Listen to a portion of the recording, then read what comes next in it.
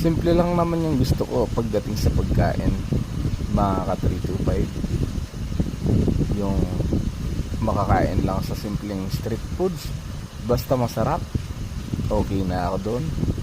At the same time, nabusog ka, di ba? Yung hinahanap lang naman dyan is yung kung nasatisfied ka ba at kung nagustuhan mo ba yung pagkain.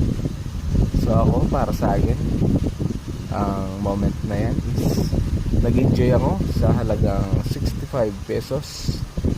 Is busog ka na, unlimited soup pa.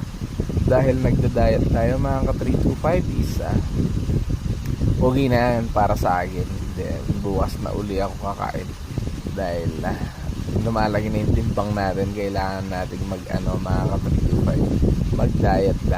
Yun lang, mga ka 325. Shoutout lahat sa lahat na